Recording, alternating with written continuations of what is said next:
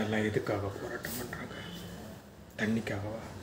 இல்லை ஸ்கூலுக்காகவா? இல்லை வேறு எதுக்காக? நீங்களே பாருங்கள். அச்சல்லி கிராம பக்கம் ஆதனூர்ல இருக்கு. மதுபான கடை வேணும்னு வந்து போராடுறோம். இப்போ வந்து கடை வந்து ரொம்ப தூரத்தில் இருக்குது. சாப்பிட்றவங்க வந்து வெளியில் போயிட்டா வர்றதில்ல வீட்டுக்கு. எங்களுக்கு தேடி அவங்களை கூட்டு வரது சிரமமா இருக்கு. அதனால கடை வேணும்னு வந்து போராடும். முன்னாடியெல்லாம் ஸ்கூல் வேணும், தண்ணி வேணும்னு போராட்டம் நடத்திட்டு இருந்தாங்க. இப்போ அதெல்லாம் இல்லை, டெவலப் ஆகிடுச்சு. இப்போ டாஸ்மார்க் தான் வேணும்.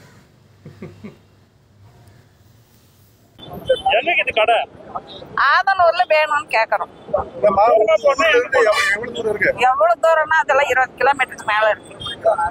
இந்த பக்கம் போனா அங்க நேர்பு ஒரு காடு, பெண்ணாவத்துக்கு அந்த பக்கம் காடு பார்க்குது. இந்த பக்கம் போனா ஒரு காடு சொல்றாங்க.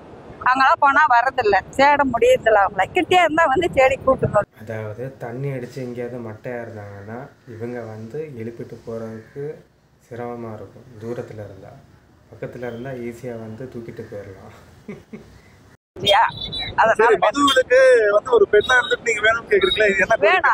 நம்மளோட சிரமம் வீட்டுல இருக்கிறவங்க தேர்தலுக்கு எங்களுக்கு அவசரம் இல்லையா? பக்கமா இருந்தா நாங்க கூட்டின்னு போயிடுங்க. எங்களுக்கு கொஞ்சம் சிரமம் கம்மியா இருக்கலாம். வேணும் சாப்பிட்றப்ப எங்க இருந்தாலும் சாப்பிட்றாங்க. ஒரு ஹாஸ்பிட்டலுக்கு கூட காயில விட்டா போறது இல்லையா? அந்த மாதிரி அவங்களுக்கு இது வரும் ஏழை காயில.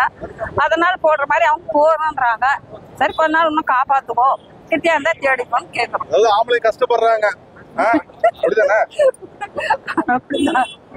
அப்படிதான் அவங்க கஷ்டப்படக்கூடாது. ஆமா, இல்ல அவங்க கஷ்டப்படா எங்களுக்கு கஷ்டம் வருது இல்லையா? நாங்க கஷ்டப்படுறோம் இல்லையா? கிட்டே இருந்தா ஒருத்தர் கஷ்டத்தோட போயிடும் இல்லையா? பயமா இருக்கு, போயிட்டு வரதுக்கு பயம் இருக்குது. அவங்க எங்களுக்கு